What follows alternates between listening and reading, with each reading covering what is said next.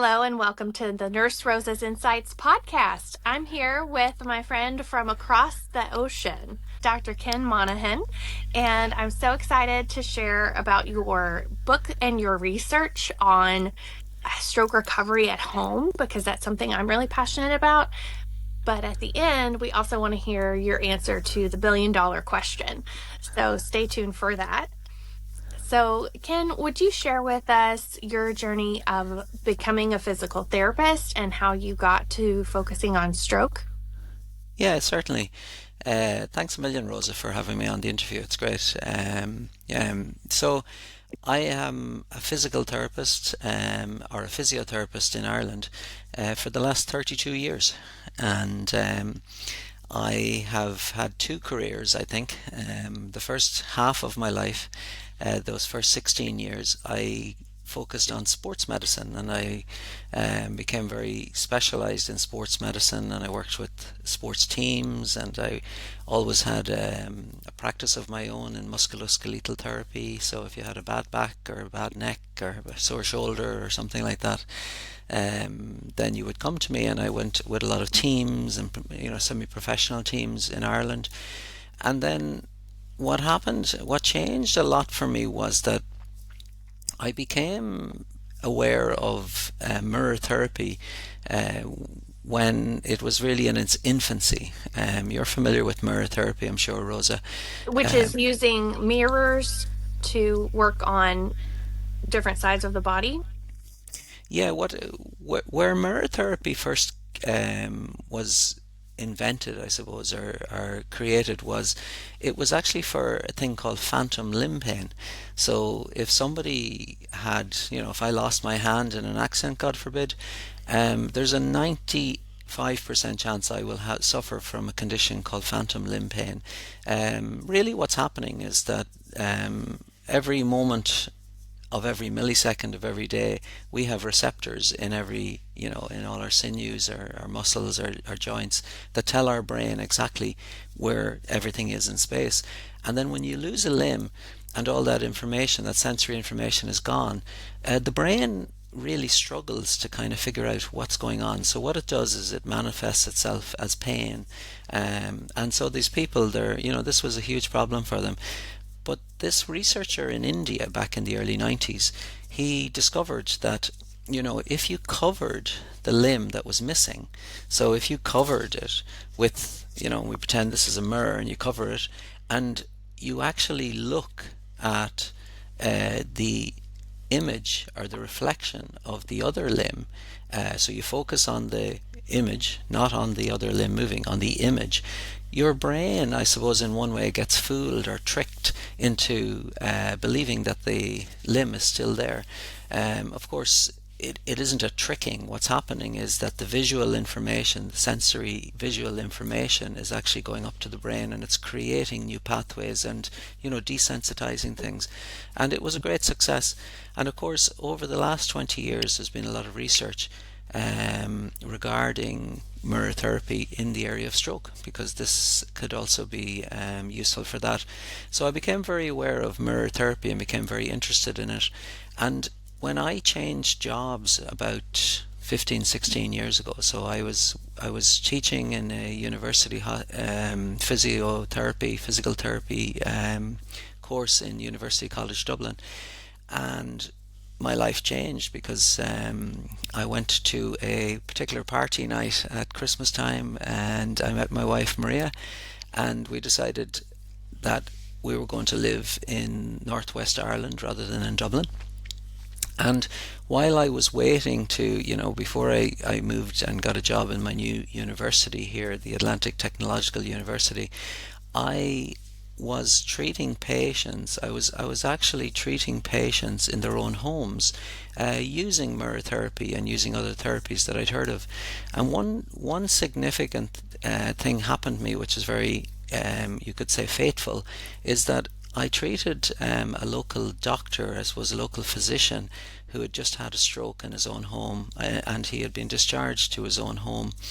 And when I met Frank, so Dr. Frank, and I refer to him in my book, and I actually dedicate my book to him because When I went to him, it was so obvious that he was just frustrated, and he was, incredibly anxious to try and recover after a stroke. But really, there was very little information out there, and there was very little guidance. And really, he was being told not to try and push things and not to try and make decisions about his recovery. And so when we worked together for a few months and we tried some of these innovative therapies, and when I, you know, really explained to him why his own home had really great advantages, and when I explained to him about neuroplasticity, and when I when I put him in charge and told him, look, it's okay for you to actually decide which therapies you like and which ones you don't, he made such great progress. And but also it was just reassuring for him that I became hugely interested in that area. And then when I took up my position in my university, I created a new research group there, which we called the Neuroplasticity Research Group. And so over the last 10, 12 years that I've been there, I've raised probably about $2 million in funding, and I've had about 9 to 10 researchers that have come through my group, and all of the projects that they've been involved in have been to develop new treatments that can help patients after stroke or neurology. And of course, from talking to stroke patients and their family members over that time, all of them expressed the exact same story that Dr. Frank had said, that when they go home, they feel exceptionally uncared for, that there's very little guidance, very little advice out there. So that's probably where my book Lights, Mirrors, Action, the need for it was very obvious. And also I also felt that the therapies that we had developed in our research lab, all of those could be done very cost effectively as well. And so for very little expense, you can kind of carry out mirror therapy and cross education, sensory substitution, those things in your own home. So that's probably where the passion for that has come. Yeah. And it's great how it was so personal for you, but then you used that to literally duplicate yourself with others who are doing research in neuroplasticity and expanding the work. And so tell us some more about the book. And is there an audio version? No, well, it's something that possibly will happen at some stage. Um, but what is probably a good intermediary, or a kind of a stopgap for the moment, is that the book has end of chapter summary tasks, and at the end of each chapter we have little QR codes that are built into the book. I don't know if I can show you an example of one of them. But we felt that, and again, what you said there is I've noticed from a lot of patients. So just for example, I don't know if that comes up on the screen, Well, and we'll have a but lot of audio listeners too. But yeah, at the bottom of the yeah, page, you've got this QR code. It's actually shaped like a head. So that's it cool. it I is like like a that. brain.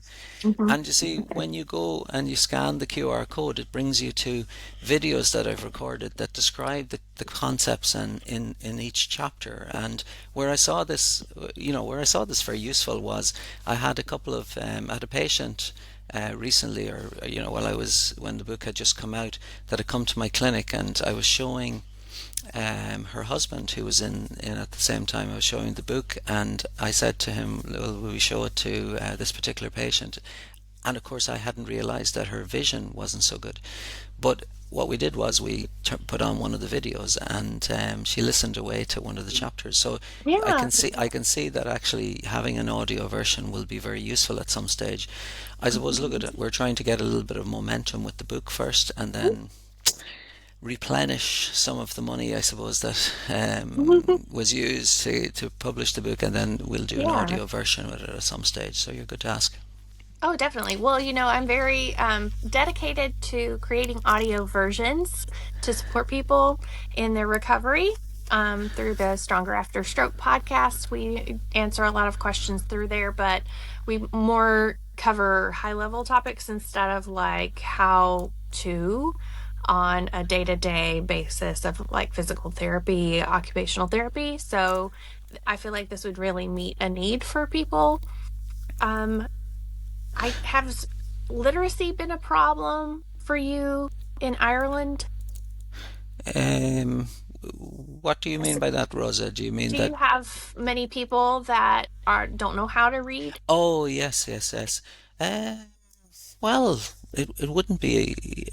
It's the first time that it has been suggested to me, so it's not Okay. any obvious problem here. Mhm. Um, yeah, it says I would never think of that. Any of the patients and their caregivers and family Yeah. members that I've ever come across We have would. a lot of people in the United States who mask their inability to read. Older people who maybe quit school early before there were really truancy laws and things like that. And definitely the population of people who are having a stroke. So, you hand them written information with the assumption Yes, they can read it. That compounded with 65% of people who have a stroke have their vision affected in some way.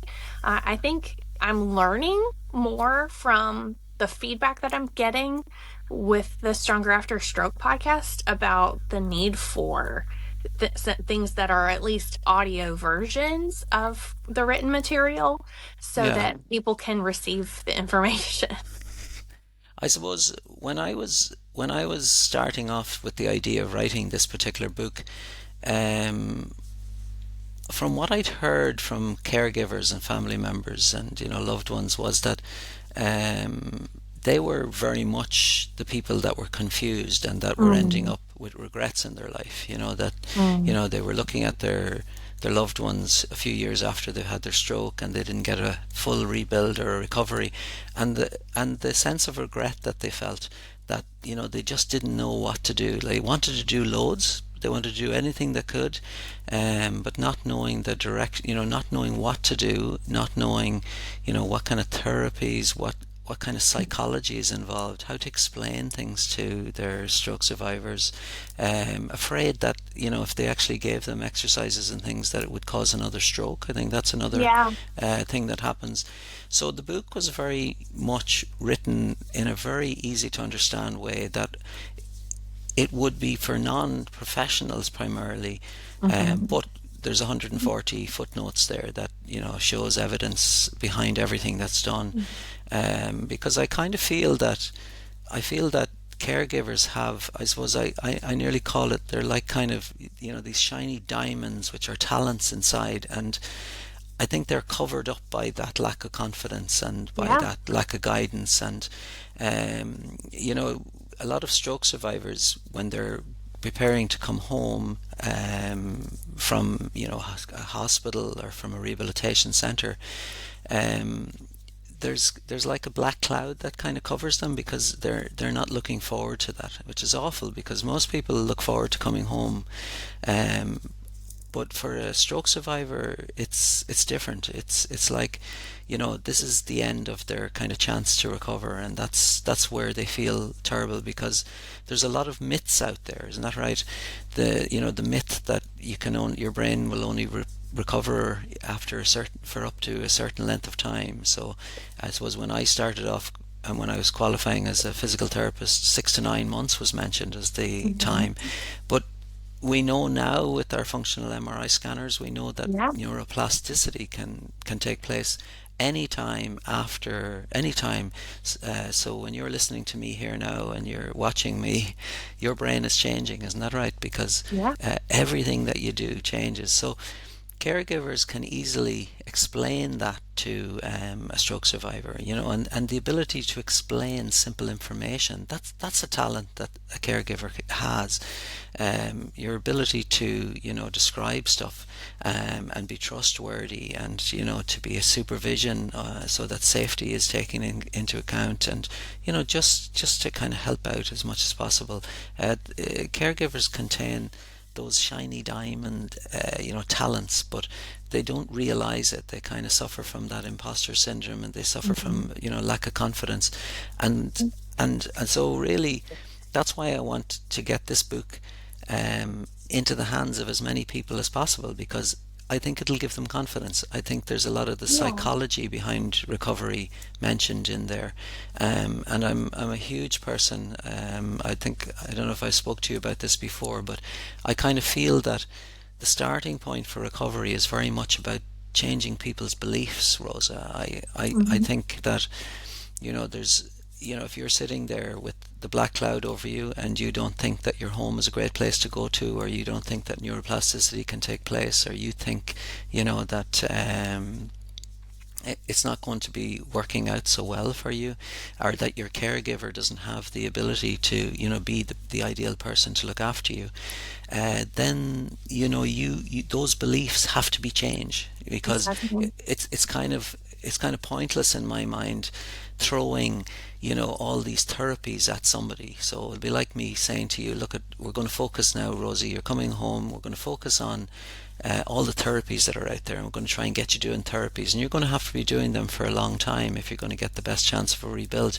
But if your mind and your belief system is already very negative, then it's going to be.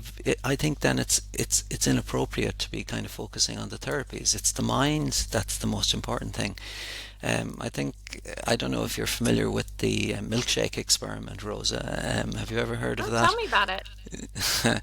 So there's a brilliant psychologist in Stanford University, Alia Crum, and she did this really, really brilliant experiment a number of years ago, where she took a group of students and she gave them a specially designed milkshake, and she told them that it was so high in calories that they probably wouldn't need another meal for the rest of the day.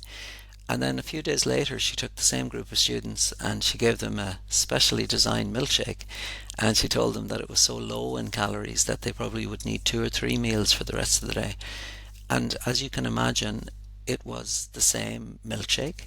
But what they were measuring was how much of a hunger hormone was produced in those students' bodies for the rest of the day. So, this hunger hormone called ghrelin, Yeah. after they had what they thought was either a high or a low calorie smoothie or milkshake. Hmm. And of course, the findings are extraordinary, because what they showed was the students who thought that they were having a high calorie milkshake, they produced only 1/3 of the amount of hunger hormone in their bodies for the rest of the day Wow. compared. So I suppose and I suppose that finding is phenomenal, because the only logical explanation is that those students, their brains created something physiologically in their bodies based on what they thought. Isn't that right? Yes. Uh, and you see, if you know that, then now you know how important it is that we create positive, mindset, positive belief that we can Hmm. recover. Because if you do that, then your body is more likely to produce, positive chemicals, positive growth factors, hormones, to kind of create that environment where healing and recovery and positivity takes place. And of course, the opposite is true as well. So, Hmm. this nocebo effect that people talk about. But if you have Hmm. a negative mindset, well, then your body's going to produce an environment where, negative chemicals, hormones, growth factors are created. So the starting point is very much to try and have people's belief systems, tuned into the fact that they can recover, as we were saying, and that's the state you want people in. And then after that, you want to try and have people in a very motivated state. I think that's the next thing that's very important as well. Hmm. And you see that, don't you, from your patients too? You see that, Yeah. you want patients, you want people to be very motivated to kind of keep going with their therapies.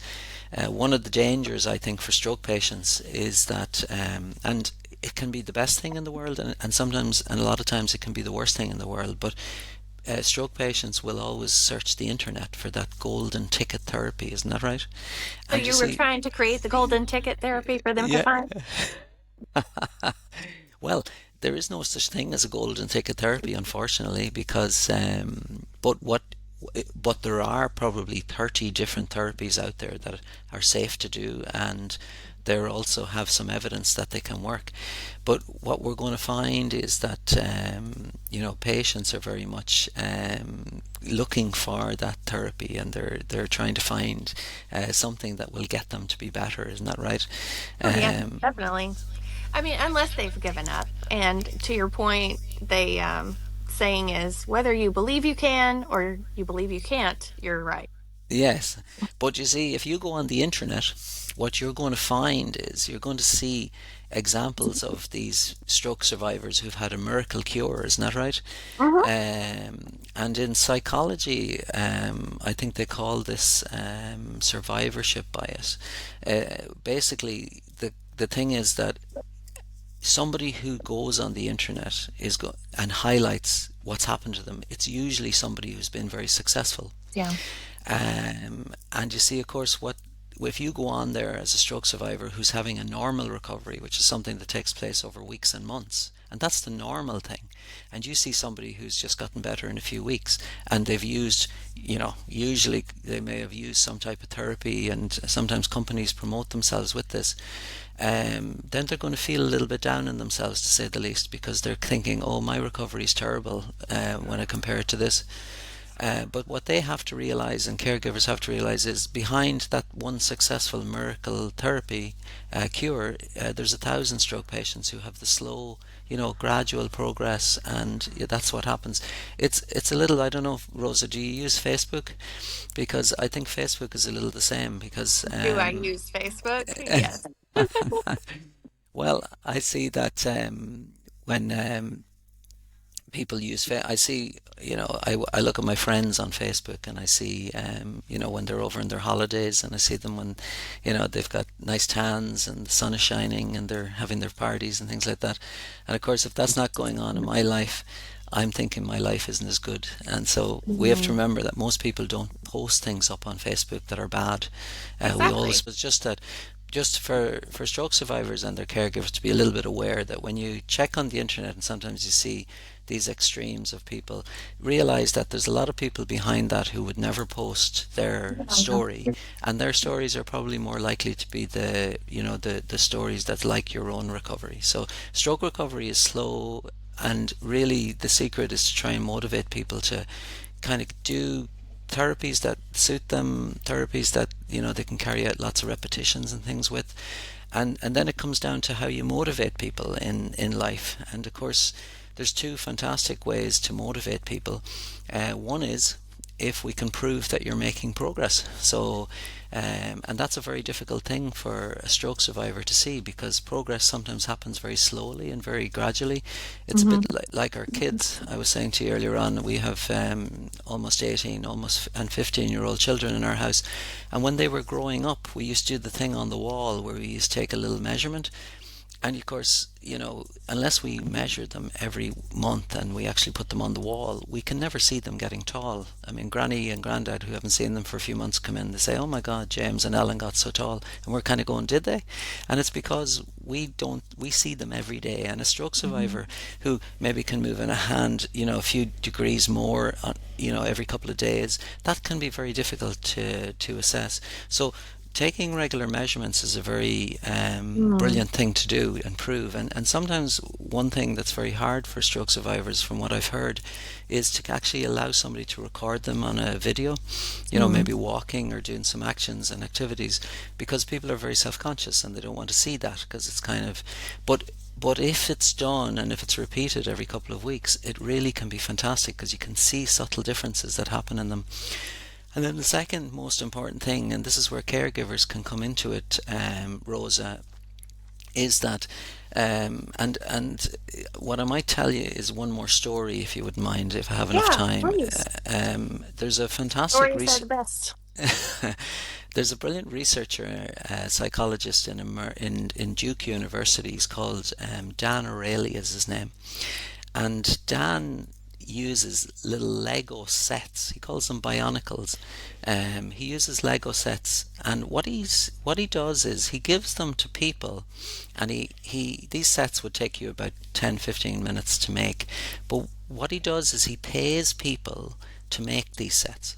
So it'd be like me giving you, Rosa, a set to make, and I'm going to give you $10 to make the first one, and then when you bring it back to me, I'm going to give you a second set, but this time I'm going to pay you $9.50, and then the third set you do, I'll give you $9. So every set you do, you're getting less money. And of course, Mhm. what he wanted to find out was how long would you keep making these sets before you figured it wasn't worth your while.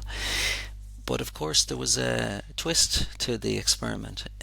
When one group of people brought their Lego set completed up to the researcher, up to Dan, he looked at it, he recorded that you'd done it, he recognized that you'd done it, he was encouraging you, he was looking at you and he was smiling and he was saying, well done, Rosa, you did fantastic here, you can easily do more.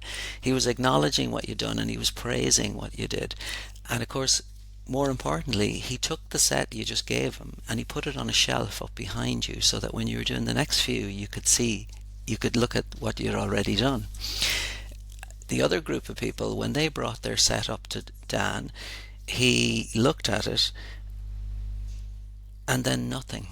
There was Mhm. nothing said, there was no body language, there was no encouragement, there was no acknowledgement, there was no praise, there was nothing recorded. In fact, what he did was in front of you, he broke it up in front of you and he put it in the Lego bin underneath the table, and then he gave you your next set and your money. Now, so what they found, as you can imagine, is that when somebody was praised, when they were encouraged, when they were acknowledged, when there was a record of what they did, you know, they went almost twice as long as the people who didn't get any of that.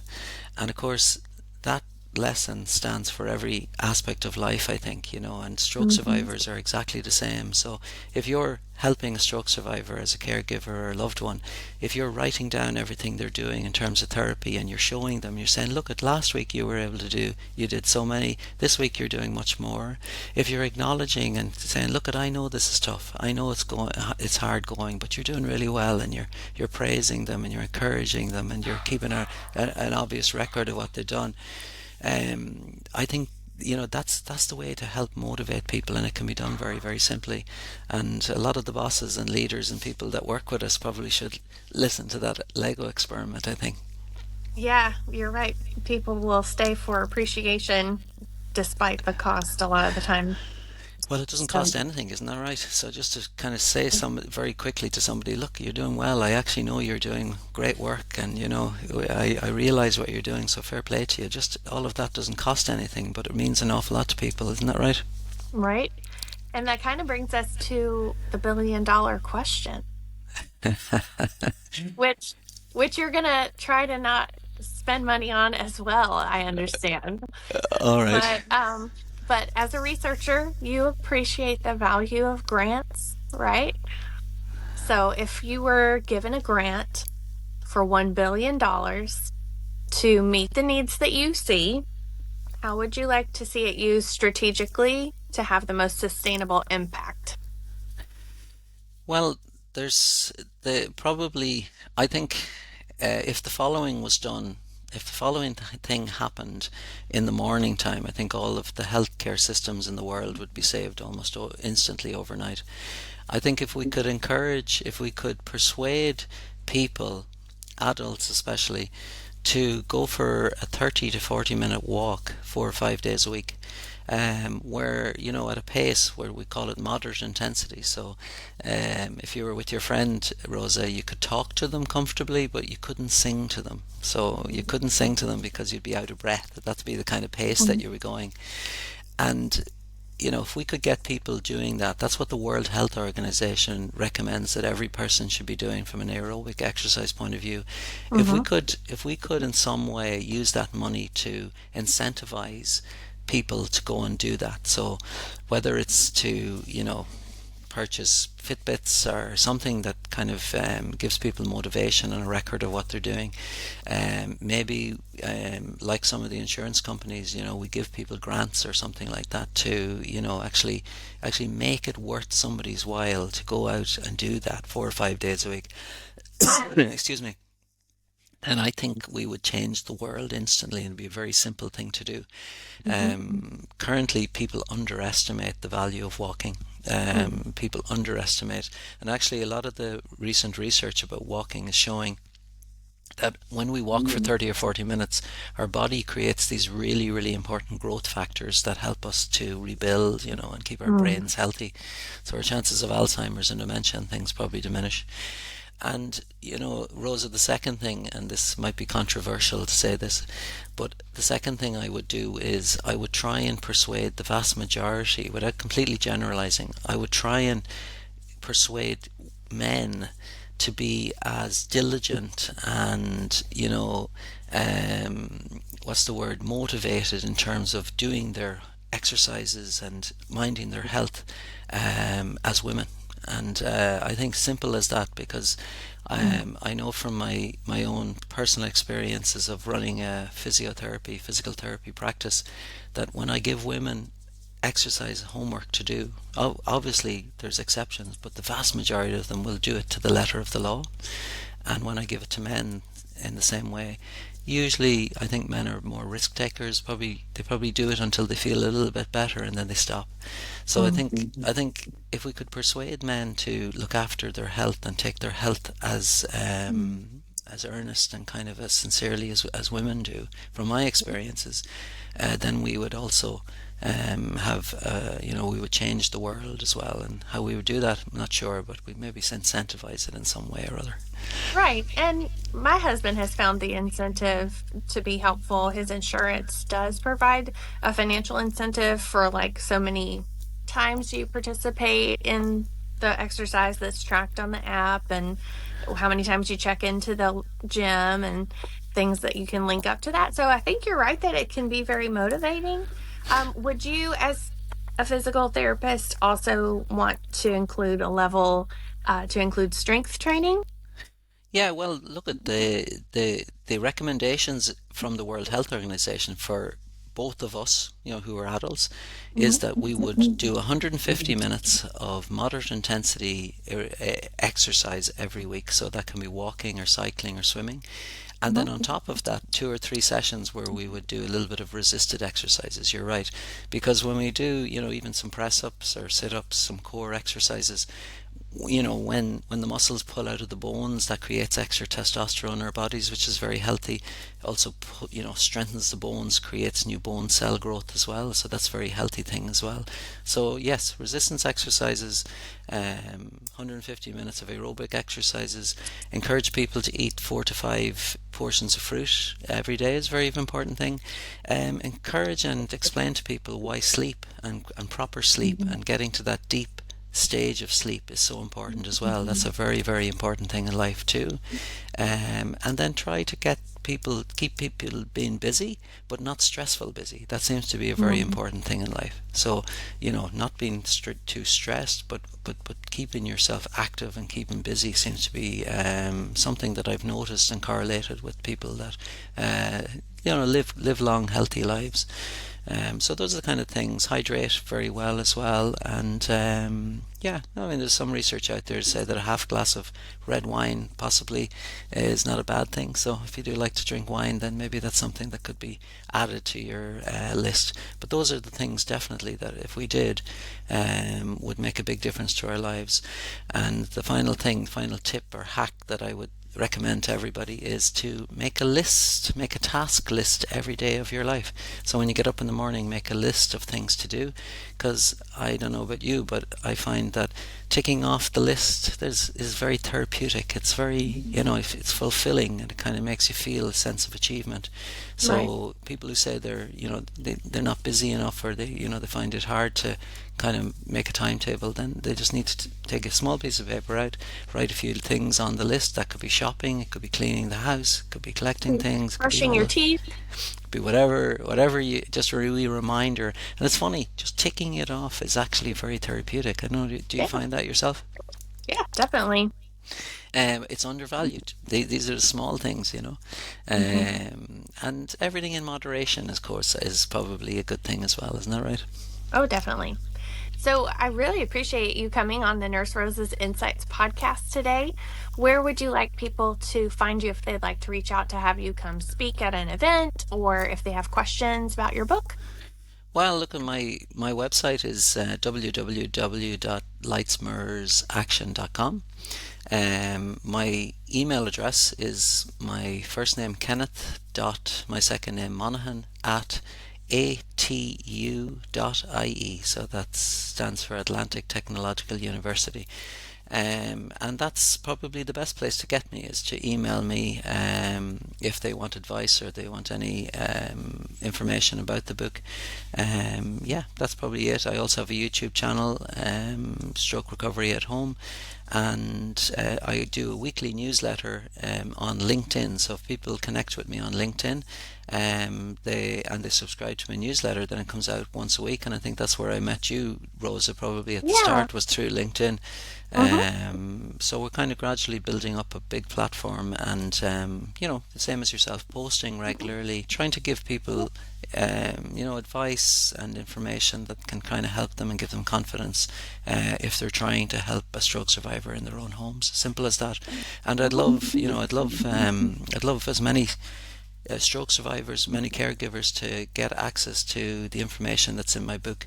If people email me, if they, look at, we can probably send them some PDFs of the book if they email me, and we'll get a copy to them. So we try and get that messaging, try and get that information out as much as to as many people as possible, because I think it's an important message that needs to be gotten out there.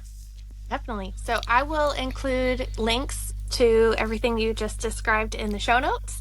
So if you were listening and you weren't sure, how do I spell Monaghan?